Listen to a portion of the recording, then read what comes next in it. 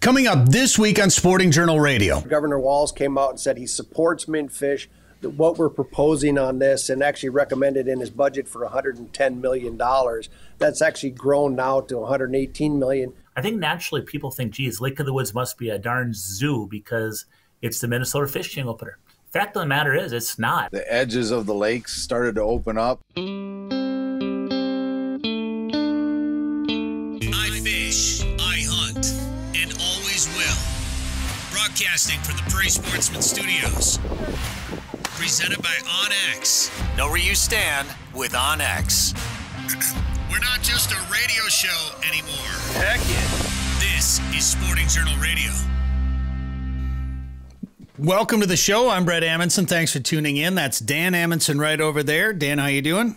Hey, doing all right. All right, good. That's David Eckhardt right over there. David, how are you doing? Doing good. So today on the show, we're going to talk about why min fish is important and what they're doing to ensure that you're going to have more success when you're out there fishing this year, next year, and for many years to come. Steve Pennaz is here to talk about it. He's going to discuss a few of the bills that are in legislature right now. And I know when you start talking politics and bills, gosh, it's easy to tune out. But there are a couple of them that we're watching that I think you're going to want to know about. And we're going to have a little bit of fun with these guys. I spent a lot of time going through all the bills, and there are some in there that you just cannot believe that they're real. And then I may have made up a couple. We're going to do real bill or not with these guys coming up, and basically determining our fate as Minnesotans coming up here later in the show. Joe Henry will talk Lake of the Woods and give you some fishing tips on what you might want to use when you're fishing the opener this year. Erik Osberg will talk about lakes and up in Otter Tail Lakes country to see,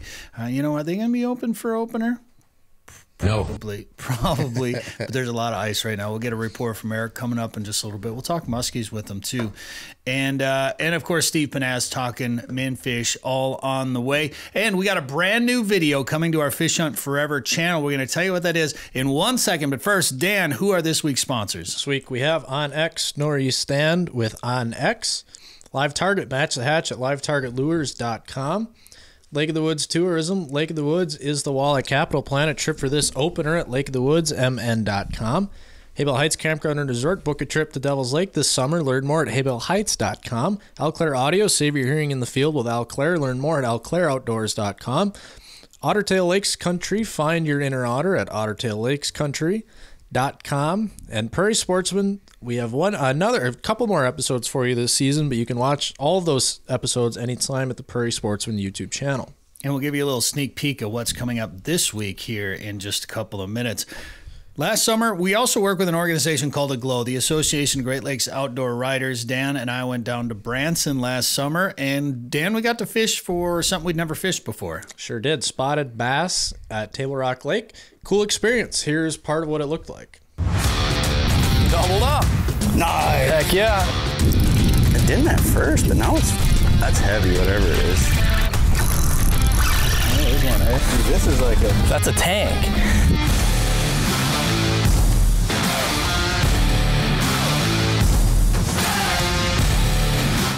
Heck yeah. Go ahead, Dan. I was going to say, you can go to the Fish Hunt Forever YouTube page and watch that full video right now, actually. Awesome. Yeah, Pat Schloppers, who we were with there, Bass Elite Series Pro, and that was part of some of the things we got to do while we were down there in Branson. We went and checked out the World of Wonders Museum. Wonders of Wildlife. Thank you. I always get that wrong. Wonders of Wildlife Museum at Bass Pro. Amazing, amazing place. We got to go to Dogwood Canyon. We also got to do some fishing with somebody that knows how to catch fish. And Dan, it did not take Pat long to dial it in for those spots. No, he knows how to find fish. It's like he's a professional. So he showed us where and how to do it, and you can learn where and how to do it too. Yeah, we broke it down in that video. Watch it right now on the Fish Hunt Forever YouTube channel. Real excited about that YouTube channel. David, have you subscribed to it yet? Oh yeah. All right, good. I just checking. That's something that someone who's not subscribed would say. That's right. All right, so go there and subscribe, share it with your friends, please. And, of course, subscribe to this channel, Sporting Journal Radio on YouTube. And then while you're there, go to the Prairie Sportsman one. And then while you're there, go to the Tasman Lake Lodge one. We got too many YouTube channels, but they're all good. I promise. Go check them out. your future depends on it. Much like some of these bills that are in the Minnesota legislature right now. I don't really like talking politics, so I'm going to keep this short and simple and try to explain it the best way that I can. David, I know you're into politics a lot. Oh, yeah. Big into politics.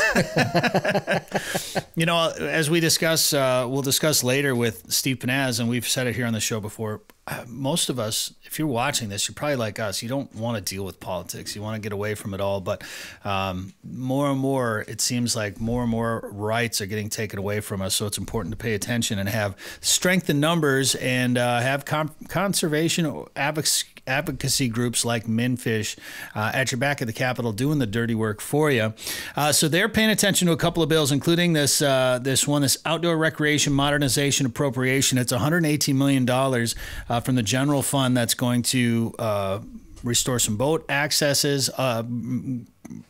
provide some maintenance for some of these boat ramps. There's also going to be enhancing access and welcoming new users to public lands and outdoor recreation facilities, modernizing camping and related infrastructure, and then they're also going to be working. I think they're going to rebuild one of the fish hatcheries for the stocking program. So lots of money. And this would be money. I mean, we've got a historic surplus right now. Let's make smart use of it. Fishing is a huge part of the economy, huge part of the economy in Minnesota, big tourism impact. So it's important that we use some of this money to maintain our great fishery that we have here in the state of Minnesota. Now, a couple other bills. There is one about using a crossbow. David, you're an archery hunter. How do you feel about crossbow use during the archery season? I don't have an issue with it. For anybody with an archery tag. If you want to get out and hunt, get out. That's probably a good take on it. That's not the same one I have. That's probably. I won't use one, but yeah, I'm not going to knock somebody for using one, I guess. I've always been okay with somebody that has some physical limitations or is over 65, I think they could use them. So. I didn't mind that at all. I was always pushing for, I remember when Tom Landwehr was commissioner and I cornered him one night during one of the governor's fishing openers. I said, Tom, this crossbow thing is coming up again. Just make it a different license. Make it like a muzzleloader license. Yeah. And give them 3 weeks, whatever. You're going to make more money. People got to buy a license, and then you don't have the archery hunters mad about it. Then everybody's happy. Yep. You make a license, you increase revenue, you give the crossbow hunters. I feel it like it's weird to use an archery license for crossbow. It just doesn't seem the same to me, but I don't know. I agree with you, though, that more people that want to get out and hunt, hey, have at her. If it gets more people out, then sure. Nothing wrong with that. So that is one of the bills going on right now. There's also another one in there, again this year, about removing the shotgun zone for deer hunting. How do you guys feel about that? It's got to happen. We've been talking about this for only like 14,000 years, so it's bound to happen. It should happen. We know the reasons why the shotgun zone's there, and it's not super necessary anymore. So I don't know. I could go either way on it, I guess. I don't really hunt the shotgun zone. If I hunt, I just hunt with my muzzleloader during the firearm season anyways, so it doesn't. I think a lot of guys do that. You see a lot more muzzleloaders than shotguns anyways, so I don't know. You can put a scope on a muzzleloader now anyways, and they shoot. There's no real difference from a muzzleloader to a rifle. So just, I guess, the amount of bullets you can shoot off quickly, but really, the odds of needing more than, I'm going to keep my mouth shut. Well, the main reason for utilizing shotguns or mandating shotguns in the southern part of Minnesota was not a safety issue, as I understand it. It was more about giving the deer a better chance than something more accurate than a rifle or a muzzleloader. I hate using shotguns for deer. I prefer to bow hunt anyway. I haven't used my rifle in a long time, but I could care less. I think... I don't know. With the introduction of AR pistols, I mean, half the guys are already using a rifle caliber, so... If you have any opinions on any of these things that we're talking about too, please comment below. Let us know your thoughts below on some of these things. There's also a bill that would appropriate $4 million in 2024 to the Fond du Lac Band to reintroduce elk in the Northeast. So this elk reintroduction effort has been discussed, and the plans have kind of been put in place for the last few years. I think a lot of people would love to see a huntable elk herd in Minnesota, aside from what's in the Northwest. The farmers and ranchers in the Northwest don't like the elk up there. So to grow more elk in Minnesota, we need to put them in a place where there aren't as many fences and crops. So the Northeast is a logical place, and there is a plan in place to do that. They just need the money now and the go-ahead from the people of Minnesota and the DNR and the Fond du Lac Band all work together. So hopefully we can see. I'm all for it. Any of you guys have any issues with that at all? Just more food for our wolves. Yeah, well, there's that. That is something that people say. But, so speaking of that, there are a number of bills going on. I think some are companion bills, but there are bills to ban wolf hunting completely. And I emailed my representative about it. My rep voted no on banning wolf hunting forever. Dan, do you want to talk about the response you got? Nicole Mitchell said she strongly opposes wolf hunting. So I'll give her credit. Got back to me like 2 weeks later, but got back to me at least and said, hey, we just disagree on this issue. And that's politics, right? You voice your opinion. Your opinions, it got heard, I guess, but I guess it doesn't matter. It is kind of defeating knowing that probably just about all the issues we have, my representative and I aren't going to agree. Not going to agree. And so that's kind of disheartening when you want to stick your voice out there, but it's important to still do that and then vote, and I guess make it known that that person, that your representative still represents you, whether the party lines agree or not. Yeah. They got to do their job, and I feel like they should take personal opinion out of it and listen to what their people want to do. And I guess that's part of the voting process, but so be it. Let them know you don't agree. Did you contact yours, David? I did not. Oh, man, you blew it. We had one shot at this. Yeah. All right. Well, there's also a couple of bills going in there to mandate that there would be an open wolf season in Minnesota, too, if the feds allowed, of course. So that is always an interesting battle at the Capitol. All right. There's also a ban on lead tackle, the manufacture and the sale of lead fishing tackle. That's going through. There's a bill about leaving garbage on the ice. I think probably spawning from the Keep It Clean movement. Do you guys, David, have you ever bear hunted in Minnesota? No, I haven't. So there's a bill that would allow preference points for youth for bear hunters. So I'm guessing, I don't know how it is right now, but I'm guessing that youth bear hunters can't build up preference points. So I'd assume this is the difference there. If you know more, please comment below. There's a bill, the sale of water in plastic containers ban. People are trying to ban, which plastic's bad. I'm not necessarily against that, but I don't want to drink water out of a cardboard. Wax. Yeah, wax. I don't know.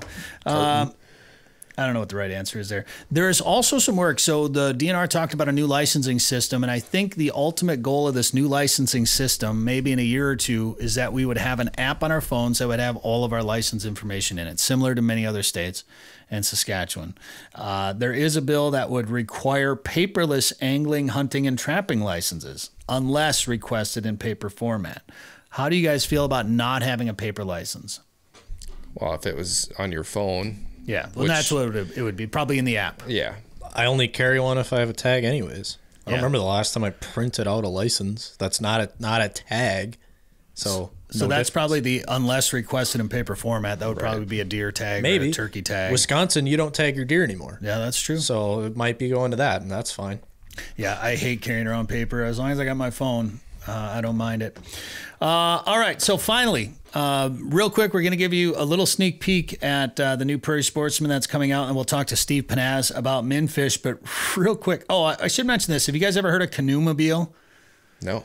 So there is a bill that would take $525,000 in 24 and $625,000 in 2025, appropriated from the Arts and Cultural Heritage Fund, and given to the commissioner to administer a grant to the Wilderness Inquiry for the Canoemobile program. So basically it would pay for, it's a national program. It's a floating classroom that brings students out on local waterways in 10-person canoes to learn about science, history, geography, and culture. The on-the-water experiences are often enriched with land-based learning activities developed and facilitated by organizations such as the U.S. Fish and Wildlife Service, the National Park Service, and hundreds of other government and nonprofit. That's my U.S. Fish and Wildlife Service, boys. Canoemobile brings classroom learning outside. So there is a little over $1 million in this bill in 24 and 25 for Canoemobile to come to Minnesota. All right. Finally, ladies and gentlemen, are these real bills in the Minnesota legislature or not?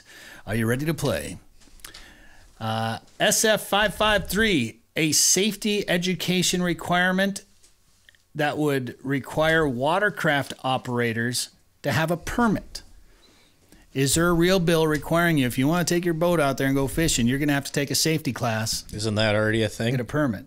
I mean, I have a boater safety certification. I think if you're under 16, you have to get one, don't you? Yeah, I think I just used my driver's license. I think it was allowed. Your driver's license. So what's the difference? I guess you can drive no. If you can drive a car, you should be able to drive a boat. So there is a bill that would require you to take a new test, and I think there's as the bill progresses, there will be different age requirements needing to get that. So as the bill has been around for a while, older people will have to get that and take that class. So that is a real bill. All right, how about HF 1716? Ban the use of ice resurfacing machines not powered solely by electricity. That sounds like it's probably real. It's ridiculous. Minnesota. That sounds real. If your Zamboni isn't electric powered, you can't have it anymore. That is a real bill. Representative Jerry Newton and Representative Heather Edelson, they're also the same people that introduced a bill to ban to non-electric lawnmowers. Yeah. So they are all about the electric powered vehicles. All right, SF 420, with the new weed legalization laws in the works, this will require marijuana users to limit their Twinkie purchases to 1 box per person. This is Minnesota. It's probably real. Not with that number. That is fake. Ladies and gentlemen, real bill or not, thank you for playing at home. Steve Pennaz coming up in just a little bit. Also, Erik Osberg and Joe Henry. But first, a sneak peek at this week's brand new Prairie Sportsman episode. Get ready for an all-new episode of Prairie Sportsman. Join us as we brave the frozen waters of the St. Croix River for an exhilarating ice fishing adventure targeting sturgeon. Plus, we'll take you on a tour of the St. Croix Watershed Research Station. Don't miss this action-packed and informative episode of Prairie Sportsman.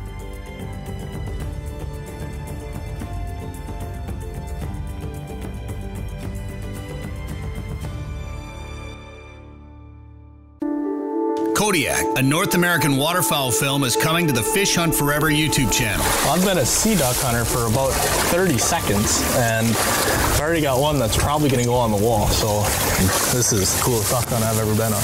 Presented by Boss Shot Shells, with support from Sitka and Beretta, and additional support from Eau Claire Outdoors, High Prairie Animal Arts, and the Association of Great Lakes Outdoor Writers. Watch Kodiak on the Fish Hunt Forever YouTube channel. Live Target, the leader in Match the Hatch, is back with new lures that also match the action. Introducing the Live Craw. The Live Craw is irresistible to bass, walleye, and other freshwater species. FTech's winner, the Ultimate Frog, looks and acts just like a swimming frog. With an exposed Ultra Point mustad hook and replaceable legs, the Ultimate Frog has 2 styles, 2 sizes, and 8 colors. And iCast and FTech's winner, the Live Shrimp, mimics a fleeing shrimp for saltwater anglers. Coming soon from Live Target. This is Sporting Journal Radio. I'm Bret Amundson. Thanks for tuning in on this station by demand or by watching this on YouTube, along with Dan Amundson and David Eckhardt. And if you're watching this, then you probably like to fish. You live in an area where there's a lot of places to go fishing. The fishing opportunities are usually pretty good, and fishing and outdoor recreation on the water is probably a pretty important part of your lives, as it is all of us here. And that's why we have something called like MinFish. MinFish is kind of an advocacy group for fishing in Minnesota, and to tell us more about what's going on and why they've got some important things to talk about right now. Steve Pennaz joins us. Steve, how you doing? I'm doing well. How are you?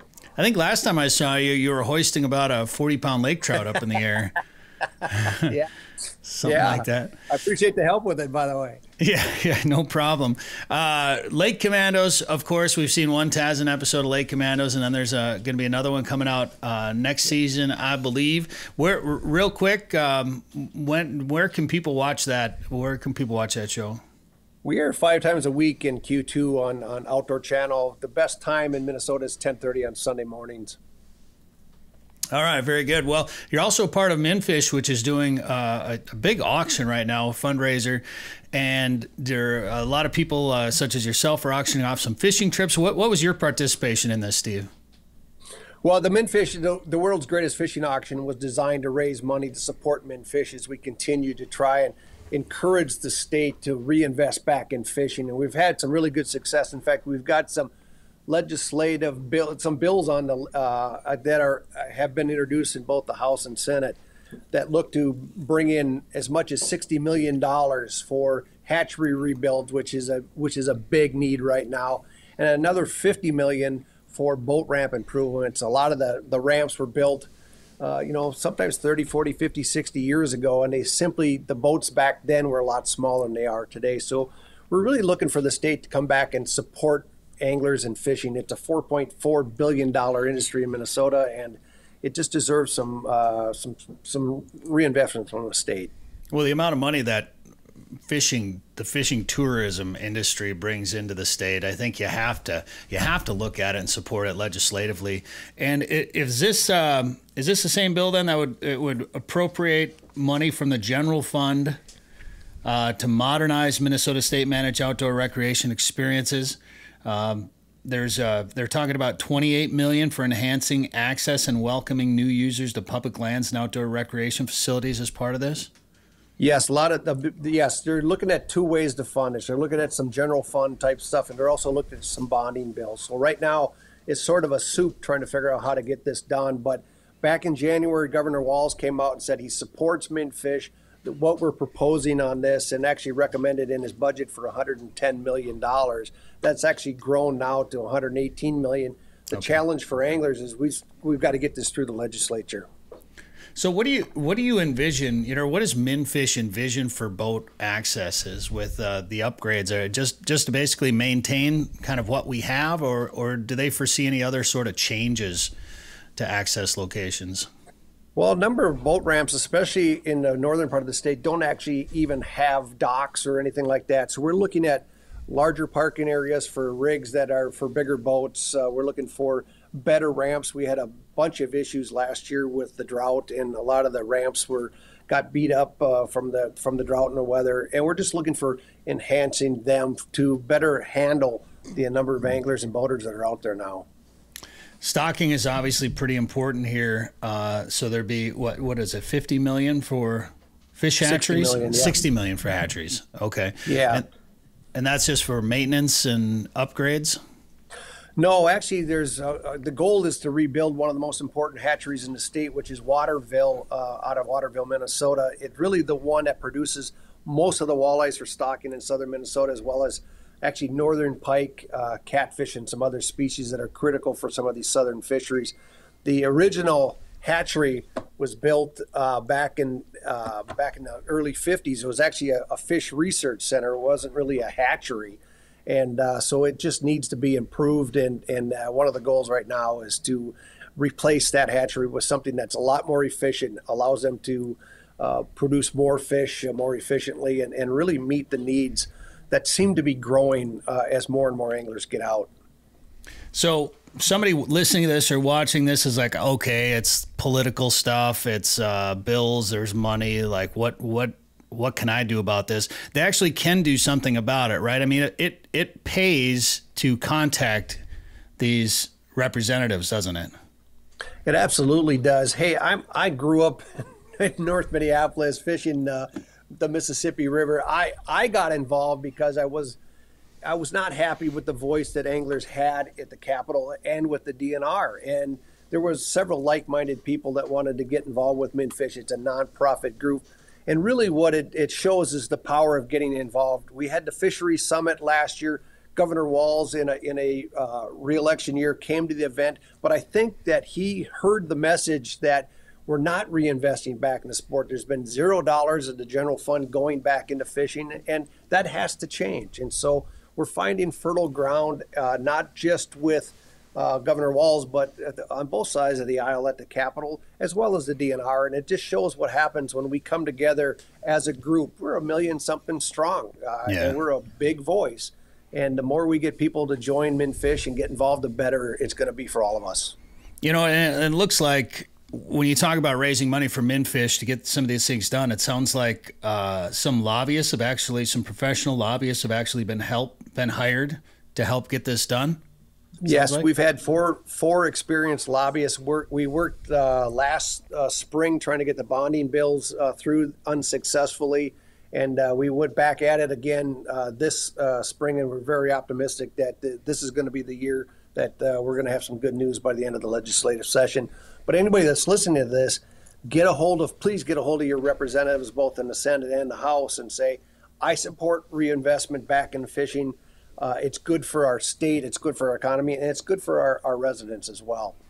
You know, I've spent a lot of time today going through some of the different bills that have been introduced in the House and the Senate, and some of them, it just boggles my mind that people have introduced some of these things. Like, some of these bills are just not going to go anywhere. Some of them have a lot of merit to them. Some of them I think are pretty legit. What do you think the odds are of some of these funding passing?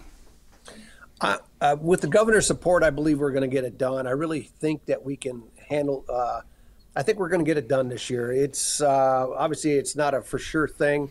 There's a lot of new legislators this year on both sides of the aisle. And one of the focuses of our lobbyists and Mark Holston, our executive director, has been very active at the Capitol. And a lot of it is education. Here's why we need to do this. Here's the process for getting this done. And I think we're building a strong reputation at the Capitol, and I know we've had a good reputation at the DNR. I'm reading about this at mn-fish.com. You can learn more about what we're talking about right now. In fact, some of the authors of these bills are listed there. So if you're looking for some people to give some voice your support to, there are some names there too. Obviously, your representative should be talked to, of course. And Mark Holston there is talking about what you just mentioned, Steve. Is that he says things are challenging. He said it's unlike anything he's ever experienced this session that's going on right now. He said a record number of legislators have just started their first term and learning the ropes. And you have to think about that. A lot of these new people that were elected, based on what I remember from the last election, I'd bet that a lot of them don't have fishing in their backgrounds. So education is 100% important in this situation. It's very important. And one of the things that Mark Holston brings to both MnFish is that he's a former DNR commissioner. He understands what it is to run the DNR, but he's also a former legislator, and he understands how to work that side of things and what's needed to get things done. And he's been a tremendous leader for the organization, along with guys like Ron Shera and others that bring a big voice for anglers to the Capitol. So one thing has made me just a little bit nervous about this, Steve, is that at the end of this, and I don't know, maybe this is the messaging I read today, and maybe something has changed, or maybe you know more about this, but it breaks down this $118 million for this and that and the other thing. And then at the end, it says the commissioner may reallocate across these purposes based on project readiness and priority. Does that mean that the same amount of projects that are in this bill are going to be funded, and it just the numbers may change, or the timelines may change, or does this allow the commissioner the leeway to add in maybe some little things here and there and change things up a little bit? I learned early on in this process that when you write these bills in a way that limit how they're spent or how they're dedicated, a lot of times by the time the bills get passed and things, they're not as effective in terms of trying to accomplish the overall goals that you're trying to get done. So I share your concern. I think it's a great question, but at the same time, I believe that the message is strong, and I believe that the funding, once done, will support what they're intended to do, because the needs are so great that not doing it would be more harmful than not.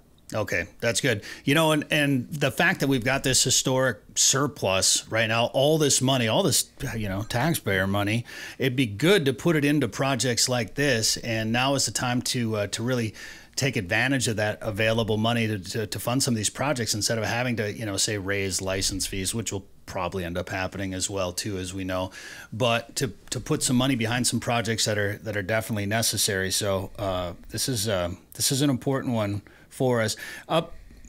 When do you think, when does this session go till, do you know, or when do you think we might actually hear some action on this? I believe it goes to the end of May, but some of the things that we actually got going right now that's important, on May 3rd, MnFish is hosting the second annual fishing summit.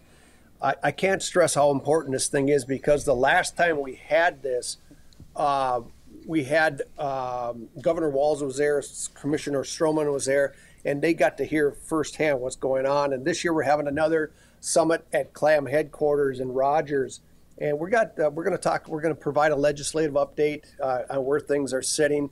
Governor Walz is expected to be there, expected to speak, and here's a chance for us to get on record where his support is. The other big thing that's going on right now in the state, and MnFish has been very involved in trying to get this fixed, is there's actually a very significant live bait shortage right now. And Minnesota is one of the few states that doesn't allow importation of bait for invasive species purposes. But this is one of those situations where we have to figure out a solution, because the impact of not having live bait is affecting anglers, but they just can't get out and actually catch fish.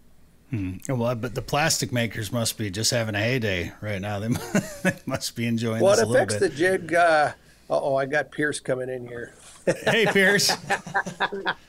Pierce just got off work. He's a working man. But yeah, that's obviously an important topic. There's a couple. I think there's a couple of bills pertaining to live minnows going on right now, isn't there? There's been some movement in the last couple of days. I know Mark Holston's been buried at the Capitol right now, trying to sift through what's best going forward on this. So yeah, that's a continuing issue.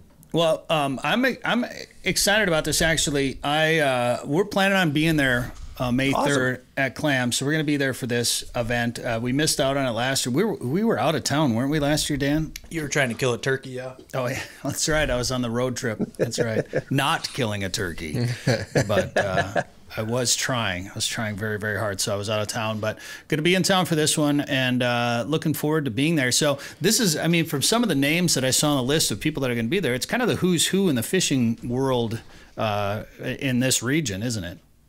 Yeah, I don't know what the final numbers are going to be in terms of the number of invites and how many are going to be there, but there'll be, it's one of those situations where I think one of those events where people are drawn to it because they know they can have an impact, a conversation with the governor or the DNR commission or Brad Parsons, the fisheries chief. The right people to make decisions and to make changes are going to be there, and this is a forum that's designed to really create an atmosphere for ideas to be generated and shared.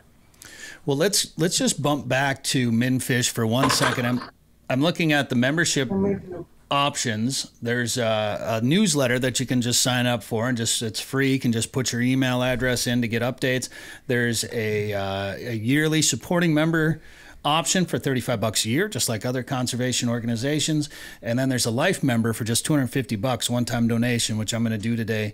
And that gets you subscription to the newsletter, decal, and then some invites to some of these members-only events. There it is right there on the Min-Fish website. mn-fish.com is the website. So what other work or is there just kind of a singular focus generally when big things come up, Steve, or what else would being a member of MnFish, what's that going to do for a guy or girl? What it does is it allows you to help us build a bigger voice. So when we want to accomplish the different goals, we can do that. Number two, we do focus on very specific goals. I know a lot of people have asked us to get involved in this or that thing, and eventually we might move into some of those directions. But right now we're trying to focus on the biggest issues. One, hatcheries is a big thing. The minnow shortage is a big thing. The boat ramps are a big thing. So we're looking to understand we're a nonprofit group. We're all volunteers. Our whole goal is to accomplish the most for the most people and the most anglers and what's best for the state. But if some have asked us to get involved in things like the 2 lines and stuff like that, that's just not our focus right now. We just want to improve fishing in Minnesota, and then once we accomplish those goals, we'll start looking at what needs to be done next. Do you think MnFish has gotten some criticism because of not supporting some efforts like that or some of those other topics out there? I think what happened with MnFish is when we got into the pandemic, it made it difficult for us to get together. It made us help us. It really helped eliminate or it reduced our momentum.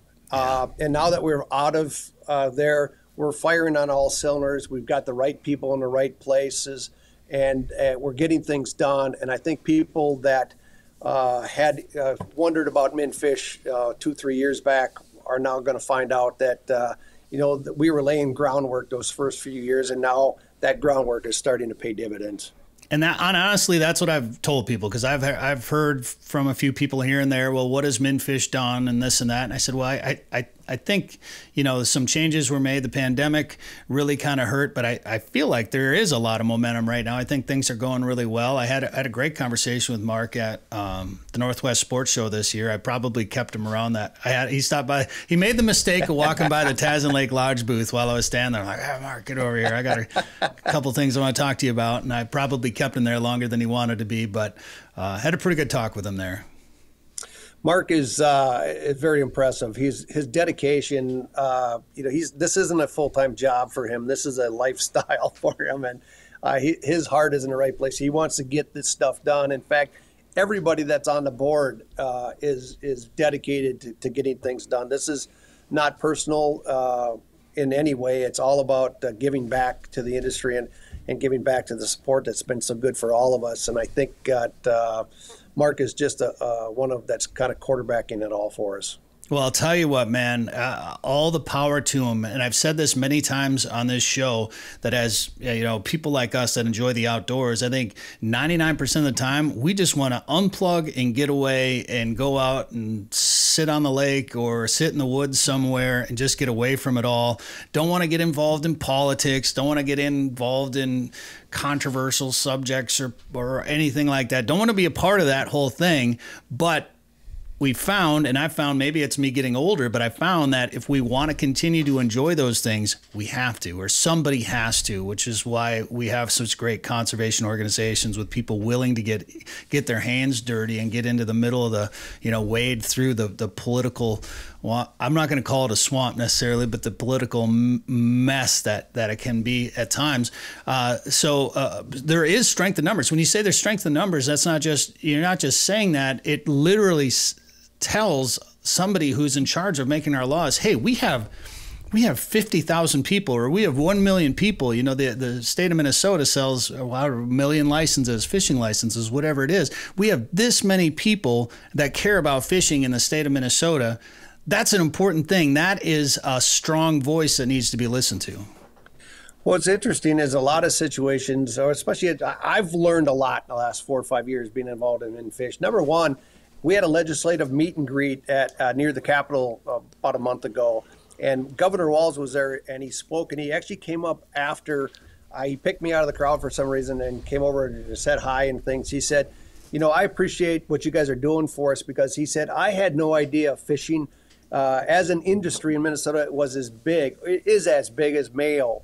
The Mayo hospital system. It's as big as pork production. And I think when you don't stand up and raise your hand or really make some noise, people can overlook what's there, because not that they try to overlook, but they just don't know really what's the whole story. And I think one of MinFish's strengths right now is we're getting the story out. And the more anglers that join us, either as just a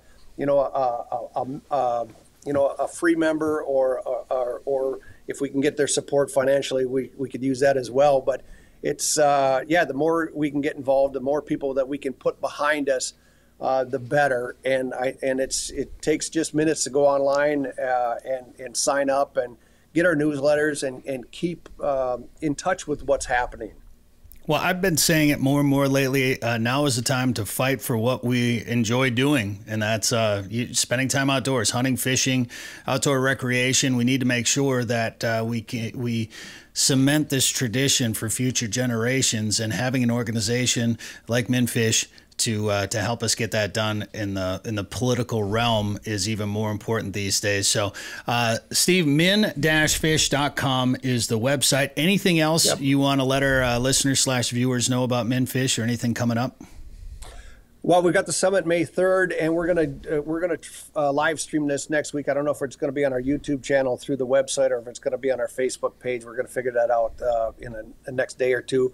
Also, we just held the world's greatest fishing auction. We had 46 different experiences with the state's top anglers, guys like Linder and Winkleman and Roach and Tony Roach and all those guys. And so it's been fun. And I wanted just to say thanks for everybody that bid on the things. We raised about $40-some thousand.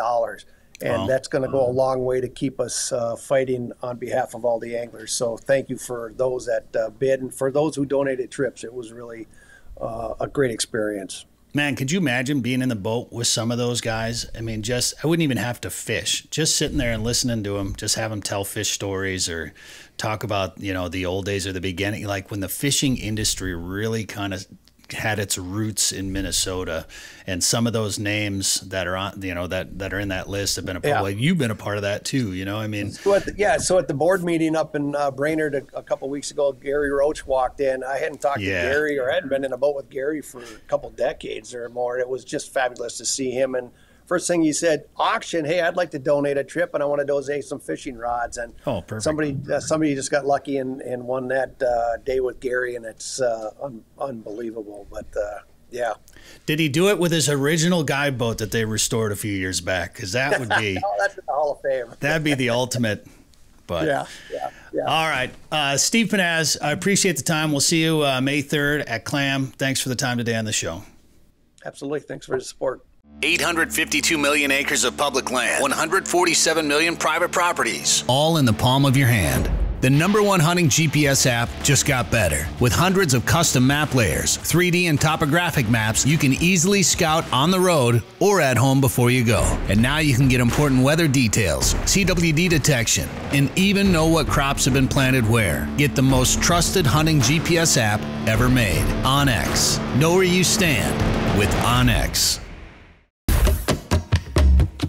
Northern Minnesota's Walleye Factory is a year-round world-class fishing destination. The perfect getaway this summer is just a short drive to Lake of the Woods.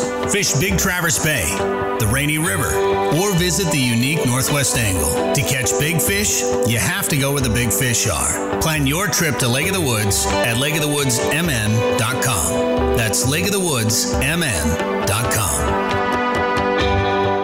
All right, now it's time to go up to Lake of the Woods, check in with Joe Henry from Lake of the Woods Tourism. Joe, when we were up there at the end of the walleye season for the SJR 500, it was pretty busy. Fishing was good. There was a lot of people targeting sturgeon, a lot of people targeting walleyes. We caught some nice walleyes, but I'll tell you what, that sturgeon fishing, I think every year more and more it kind of steals the show up there. And right now, you could go up there and have, obviously there's going to be some sturgeon anglers, but you'd have a lot of the river to yourself right now, I bet. Oh man, yeah. I think you would have. There's sturgeon anglers out there and stuff like that. But you know what? It's spring fishing, and people aren't used to spring fishing this time of year. Most people are looking forward to the Minnesota Fishing Opener, and even if people do come up to the Rainy, a lot of people think about that April 14th. Okay, that's when the spring walleye season closes up. They don't think about coming up and catching sturgeon. And man, I'll tell you, I'll give you a good one. I got some good friends of mine. In fact. This friend of mine comes up with his family. They're from the FM Walleyes Unlimited Club out of Fargo-Moorhead area. And, he'll come up, and they'll come a couple of days before the opener. And him and his family will fish sturgeon and have the waterways to themselves. They'll catch a bunch of – in fact, it's Dave Wassness. But they'll catch a bunch of sturgeon. And then, of course, for the Minnesota Fishing Opener, boom, all of a sudden it's May 13th, and now it's game on for the tradition. And they just fish right off of a Pine Island normally. Normally it's a jig bite, and they catch all the darn fish they need to catch. Well, I know the outside of Pine Island, it's open now. I know you fished outside the Gap when you were up there, a week and a half ago, whatever it was. And I saw some reports on Facebook of people fishing outside the Gap right now. So things are looking pretty good for the opener up there, aren't they? Well, I'll tell you that the Gap is open right now. That's where the Rainy River, of course, for people that don't know, that's where the Rainy River feeds into Lake of the Woods. And, of course, that current is what opens that up. But the majority of our lake is still ice covered. In fact, if you look at our Lake of the Woods Tourism's Facebook page, you can see I did kind of a coloration of where the open water is on Big Traverse Bay and also at the Northwest Angle. And, it's really the majority of the lake is still ice covered. But I'll tell you something. Just about every year, it's this way. And we're always wondering, man, alive, is it possible we could have some ice for the opener? Now, I'll tell you this. The very, very few years that we have had ice for the opener, and I don't think it'll be this year. I don't know. But for the few years we've had a little bit of ice for the opener, I'll tell you what happens. that Rainy River is freaking game on. There's still a ton of walleyes in there. You know what? Fishing along the shorelines on Lake of the Woods, that's where the majority of the walleyes are going to be anyway. You know, you might have ice out there, but fishing the shorelines, you know, it's game on. And, of course, if you go to the northwest angle, that water going between the islands because there's current, you know, there's the go-to spots to catch walleyes are open too. So, you know, it's going to be game on for the opener. One thing neat about the opener at Lake of the Woods, which is May 13th this year, one thing really cool is that I think naturally people think, geez, Lake of the Woods must be a darn zoo because it's the Minnesota fishing opener. Fact of the matter is, it's not. I think a lot of people already have their traditions on where they go. You know, I don't know, but we're not slammed busy. Normally there's plenty of, you know, lodging available. And you want to talk about a good spot to come for the Minnesota fishing opener. Now, certainly the weather can be really cold. It can be really hot. You never know what the weather's going to do, and that's anywhere in Minnesota. But I'll tell you, as far as the fishing goes, normally very consistent. Normally it's a jig bite. And you probably find walleyes in the river too at that time. Oh, there's going to be walleyes in the river, no doubt. With this late spring we're having, oh, heck, there'll be a lot of leftover walleyes in the river. You know, people, you know, a lot of the walleyes, not all the walleyes, a good percentage of walleyes will go into the Rainy River to spawn. But there is a way more walleyes that don't even go to the Rainy River to spawn. Now, for the walleyes that do go to the river to spawn, some are going to stay there because there's plenty of food there to eat. Some are going to slide back out to the lake out in front of that Pine Island area. So you're going to have a combination of fish in the river, fish along the shorelines, and then just fishing, you know, shallower structure this time of year. Remember, Lake of the Woods, too, the water is a stained water. So fishing in that shallow water, I mean, it's really, really good. I think the other thing you need about it is a jig bite is a really fun bite. And on Lake of the Woods, the jig bite it's not so much that you're casting and jigging in. The jig bite on Lake of the Woods is more vertical jigging over the side of the boat while it's anchored. Or in some cases, you can move around a little bit. But most people will anchor up and just jig over the side of the boat. You want to talk about easy fishing, low stress, and enjoyable. You know, in Lake of the Woods, we have big open expanses of mud. And those walleyes and saugers are roaming around looking for food. You anchor up in an area where there's fish. You don't have to be on a spot. Those fish eventually are going to find you. Let's talk about the types of jigs that you're going to use out there too, Joe. You got a couple of different presentations you like to use? Oh, for sure I do. Well, you know, first off, that stained water. So I like using bright colored jigs. So some of my favorites, you know, a lot of them have a gold base to them. That gold in that stained water is really good. But, you know, like a pink, glow white, and gold, man, that's one of my go-tos. You know, sometimes just mixing a chartreuse and gold or a glow or orange and gold can be really, really good. Some of the jigs now have little rattles on them. So the little rattle will add a little bit of extra noise to the jig. And I think the other thing to think about when you're jig fishing Lake of the Woods is, you know, how you hook your minnow. You know, we're going to be using certainly, you know, fathead minnows, live fatheads and stuff if they're available this year. They've been hard to get for anywhere in the state. But the other thing is we have a good abundance of frozen emerald shiners that the bait dealers had netted in the fall, and they freeze them. And those frozen shiners, you know, the best way to hook those shiners, or even a regular minnow in some cases on Lake of the Woods, you take that hook, you put that hook through the mouth of the minnow, out the gill, and then you push that minnow all the way up to the jig head as far as you can, and you hook that hook back through the midsection of the minnow. You know, in the stained water, the walleyes really don't seem to mind that a bit. And the other thing is, when you get a bite, now they're going to get that hook in their mouth. The chances are that the hook's going to be in their mouth because you got that hook halfway back of the minnow rather than getting the short biters that just grab the tail of the minnow and you miss them.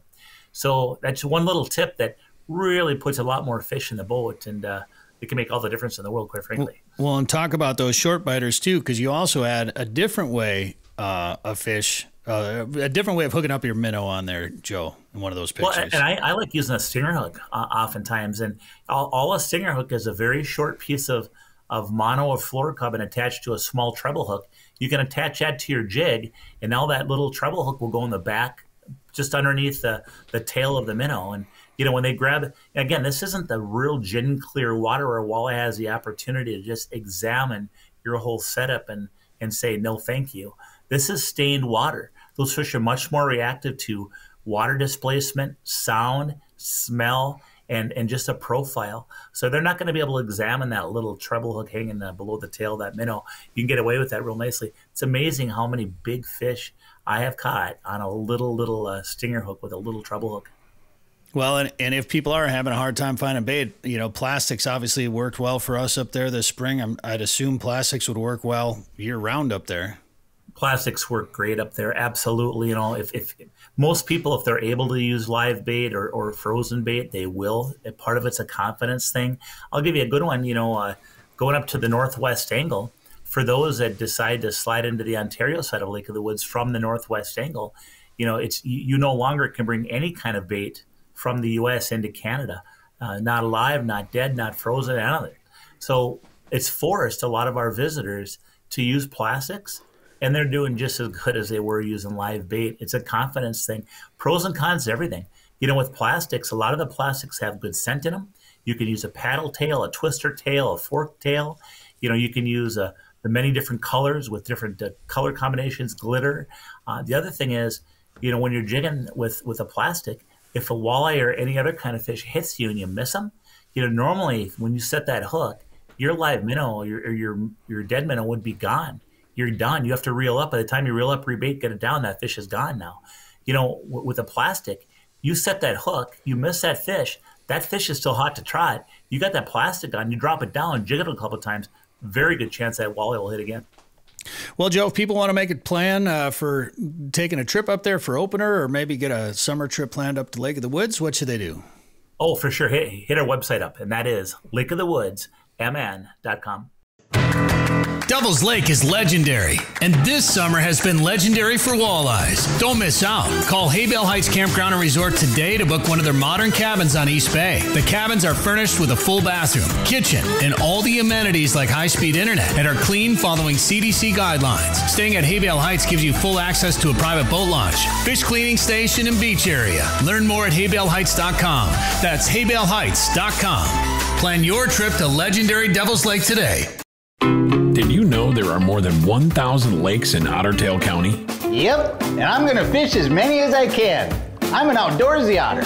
Nothing beats a full day of fishing for me. The lakes of Otter Tail County give me plenty of options to lower my boat and snag the perfect catch. Not an outdoorsy otter? No problem. Otter Tail County has something for everyone. You just need to find your inner otter. To find your inner otter, go to ottertaillakescountry.com. All right, now it's time to jump up to Otter Tail Lakes Country to check in with Erik Osberg. Erik, how you doing? I'm good. How are you doing, Bret? Not too bad. Just kind of watching spring slowly creep in here. I thought it was going to come fast. We had that real fast melt here, and everything flooded. And then now it's kind of gotten cold again and slowed things back down again, which you kind of normally like to have that slow melt instead of the real fast one. But I don't think you guys experienced what we did down here, did you? Well, we had the 70, 80 degree weather where like the snow was gone, right? Like it took just a matter of a couple days and the snow was gone and the edges of the lakes started to open up. But then we got more snow after the snow was gone. We got more snow, and then it got cold again. So, the thaw was put on hold. The good news is all the snow piles were gone. So if you were running out of places to put your snow, when like it was different, right? Like you could plow your driveway or plow your whatever, and there was plenty of room to put the new snow. But now that snow is gone too, and we're just waiting for a lot of sunshine and a little bit of warm to open things up. I don't even want to ask the question, but I'm sure you've thought about it. I'm sure you've been asked about it. How do you think? You know, everybody says it every year. Well, it's the lakes aren't going to be open for the opener, and most of the time, everything is. Like most of the time, everything still melts, no matter how close it may get. But every so often, there's that one year where you get a few lakes are open, a few lakes are still locked up. What do you think it's going to look like up there? In Otter Tail County, I'm gonna play the optimist role and say by opener, by May 13th, we will be 100% open. Now, it might be May 6th. It might be May, you know what I mean? Like it, yeah. So that picture is not too long ago. And Mason Lake is a pretty shallow lake, right? Like that's not a typical lake. That was just the most optimistic sign we could find. We didn't want to just keep sharing bad news. So I believe that we will be 100%. And I'm not just saying that to say that, right? Like to your point, when the sun gets this high in the sky, those rays are going straight down into that ice. And although it hasn't happened here recently, you get a couple of bright sunshiny days, warm, that ice crumbles pretty fast, in my opinion. Yeah, and I mean, I know you've been watching Minnesota openers for a long time. I've been watching them for a long time. We've been a part of those Governors openers. I think I remember watching you. I think it was, weren't we in McGregor when it snowed? The lake was open, but I think we had some snow that morning. I think you were up there, if I remember. Yeah, McGregor was brutal. The weather in McGregor was brutal. It was cold. It was windy. It was probably snow. The weather in I remember the most, for me, I think the closest one was probably Park Rapids. Park Rapids, yeah. That was the one where it was nip and tuck, and everything was, everything opened up by the opener. Well, and I remember the lake. I don't remember who I was paired up with that year to fish, but we actually went to a different lake because the lake we were going to go to, the access wasn't open. Like there was some open water, but we couldn't get to the open water. Right. But so we went and fished a different lake. So there were obviously other options. Yeah, there will be open water. I don't know what conditions are like up north. I saw Leisure Outdoors, was posting some pictures from I think the Leech Lake area, and it looked like they were making progress. But we're still a couple weeks away, and a lot can happen in a couple weeks as far as ice goes. For sure. And you have 1,100 lakes, so there's going to be some open, if not all of them. We've got plenty to choose from, that's for sure. And a lot of them have water that moves. Otter Tail is our biggest, and you've got the Otter Tail River flows into it, you've got the Dead River flows into it, and then the Otter Tail River flows out of it, and then there's other smaller tributaries. So the good news is there's water moving in a lot, Dead Lake, Star Lake, Otter Tail Lake. Even the Big Pine, Little Pine, Rush has a river coming out of it, so there's gonna be open water by the opener. Now, I've been wrong before, but if I was a betting man, I'd bet we're good to go by the opener. Well, how are other things looking up there? I mean, aren't you normally sucker fishing by now, Erik? Yeah, we've been doing a little bit of sucker fishing. Our favorite activity, sucker fishing is one of our favorite, but the Walleye Lake Fish Hatchery. Oh, yeah. I just got an email from Jim Walters at the DNR, and he said they're going to set the net out tonight for the first time. So they haven't started their spring ritual of stripping and fertilizing eggs yet.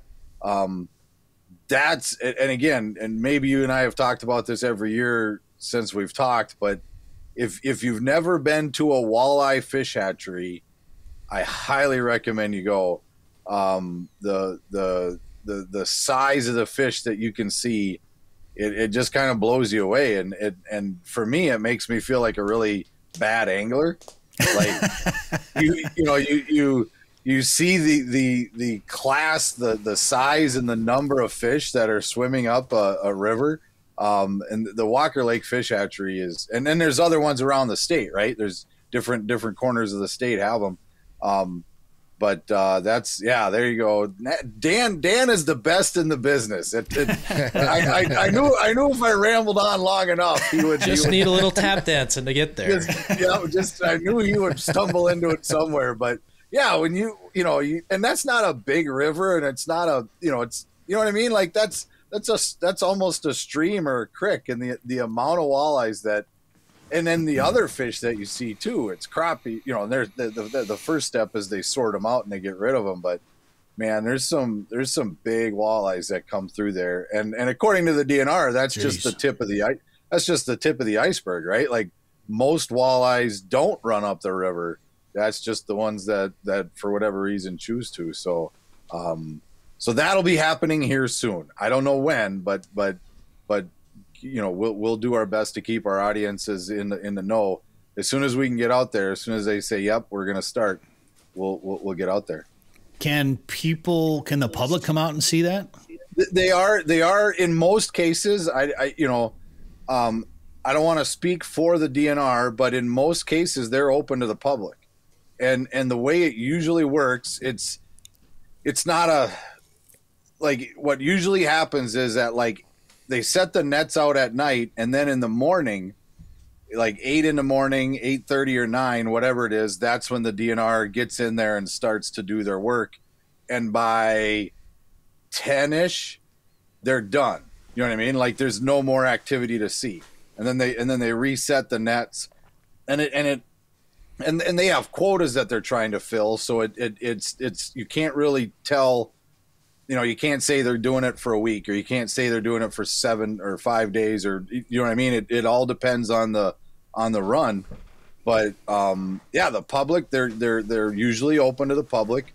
If there's a fish hatchery in your corner of the state or in your area, usually there's a phone number you can call. And I know a lot of, like, schools will take field trips. You know, there's different groups that'll take kids out there, because it is kind of a cool little science experiment to watch them, you know, milk a walleye. So yeah, but I think they're open to the public. I would just double check with your local office to make sure I'm not missing that. Yeah, it's really cool to see. I've been to a couple of events like that, and I remember the first one we were filming for one of the TV shows I did, and they pulled a big one out of the net. I'm like, can I just hold it? Can you take a picture of me holding this fish? Yeah, dang right. At the time, that was probably the biggest walleye I'd ever held. You know, but it was a pretty neat experience, and obviously an important part of sustaining the stocking program here in Minnesota for walleyes. Yep. It's pretty neat. Erik, I don't know. I'm sure Maplewood State Park is kind of a neat area to check out year round, but probably this time of year too, there's probably some neat activities going on in there. And I don't know if you saw the latest episode of Prairie Sportsman where we fished with Randon, and we didn't say where we were in that episode, but we'll just say it's the same place we muskie fished last time with Randon on Prairie Sportsman, and we did name it that time. But my favorite part though, Randon texted me afterwards. He goes, "I've watched this 5 times. I can't stop watching it, and I can't stop laughing." Because he told me to set the rod like I'm going to break it, and I broke the rod. Yeah, it's a special place, that's for sure. It's a special place, that's for sure. And yeah, rods get broken. That happens every now and then. Rods break, but no, Maplewood State Park. And again, to your point, 12 months out of the year, there's always something cool to see at Maplewood. But no, you know, muskie season will be here in June. And by then I can guarantee everything will be open. Yeah, but I sure hope so, man. And I'll tell you, you never want to put too much pressure on a fishery. And I don't always like to name lakes and everything like that. But for people that haven't caught a muskie, I mean, what a great place to go to do it. You know, the fact that this last trip that we put 3 in the boat, and one of them was a fish they caught the day before. Mm-hmm. Like, how great is that? I mean, for guys that are, you're not going to see your hardcore guys that want to get a 50-incher because maybe there's a 50 in there, but a lot of, mid to upper 40s. It's a nice fish, but just a great opportunity in a really scenic setting, but a great opportunity to catch nice fish. Yeah, Maplewood State Park, and it's Beers Lake is the lake within Maplewood State Park, for those that are wondering, that has muskies in it. Yeah, that's our go-to. I was, Yeah, and you've been in them on, you know, especially filming, Brett. But for anybody who muskie fishes, seeing a muskie, it's not as cool as catch it. But if you see muskies, and there's been very few times that I've ever taken a trip to Maplewood and I haven't at least had a follow. You know what I mean? And so. And we've had days where we've caught multiple muskies, and we've had days where we've caught none, and we've had days where we get one.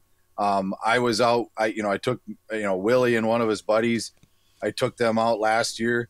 And it was kind of sad because it was my first figure 8 muskie ever, but I wasn't looking, I wasn't watching. I brought the lure, you bring the lure in, and as Randon teaches us, I don't do a figure 8, I just do a big oval. Yeah. But I was bringing it in, and I heard a noise over my shoulder.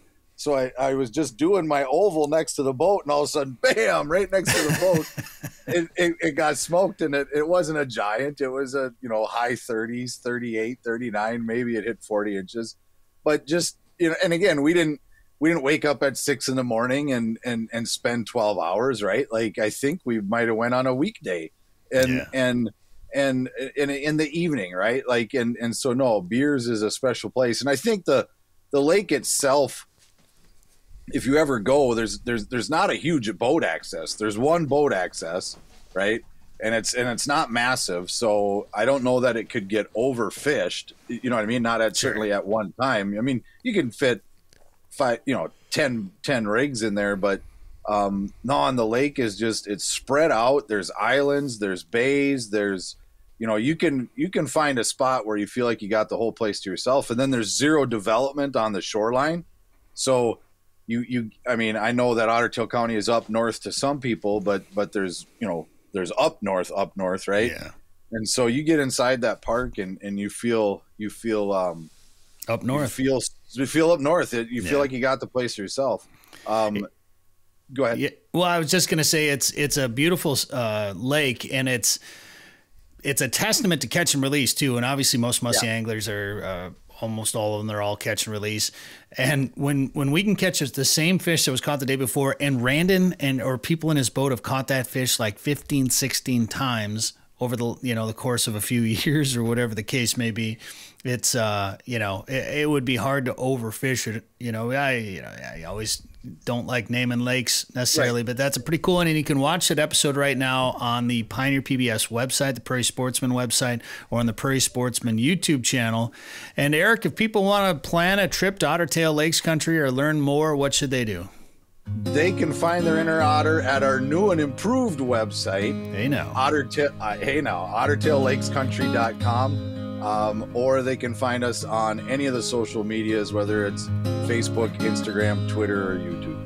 Very good. Erik Osberg, thanks for the time today. Thanks for having me, Brett. Appreciate it. Sporting Journal Radio is a division of Macaba LLC. If you've got a question, comment, or story idea for us, send us an email. Go to sportingjournalradio.com. While you're there, you can learn how to advertise on the show and visit our store for hats, hoodies, coffee mugs, and more. Go to sportingjournalradio.com.